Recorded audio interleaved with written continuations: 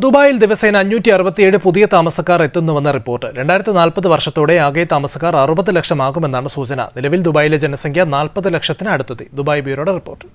ദുബായിൽ ജനസംഖ്യ 40 ലക്ഷത്തിലേക്ക് അടുക്കുകയാണ്. കഴിഞ്ഞ 15 വർഷത്തിനിടെ ജനസംഖ്യ ഇരട്ടിയിലേറെയായി വർദ്ധിച്ചു. 2040 വർഷത്തോടെ ആകെ ജനസംഖ്യ ദുബായിൽ മാത്രം 60 ലക്ഷമാകും. 50 വർഷം മുമ്പ് 1.25 ലക്ഷമായിരുന്നു ദുബായിലെ ജനസംഖ്യ. 2011 അത് 20 ലക്ഷമായി. 2025 വർഷത്തിൽ മാത്രം 3.5% വർധന വന്നു. അതായത് ദിവസേന ശരാശരി 567 പുതിയ താമസക്കാർ ദുബായിൽ എത്തുന്നുവെന്നാണ് റിപ്പോർട്ട്. UAE എന്ന രാജ്യത്തിന്റെ ചരിത്രത്തിൽ ഒരു എമിറേറ്റിലെ ഏറ്റവും ഉയർന്ന ജനസംഖ്യ വളർച്ച നിരക്കാണിത്.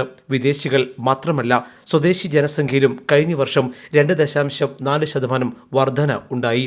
ആഗോള സാമ്പത്തിക മാന്ദ്യം, കോവിഡ് എന്നിവയ്ക്കിടയിലും ദുബായിയുടെ തുറന്ന നയങ്ങൾ ജനങ്ങളെ ആകർഷിച്ചെന്നും കണക്കുകൾ വ്യക്തമാക്കുന്നു.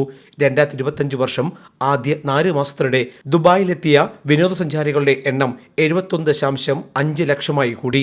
ഇവിടെയും 7% വർധന രേഖപ്പെടുത്തി. Jaihind news, Dubai.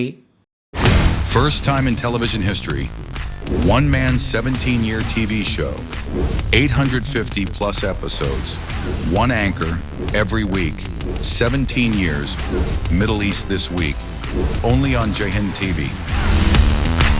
An Elvis Chamar TV show.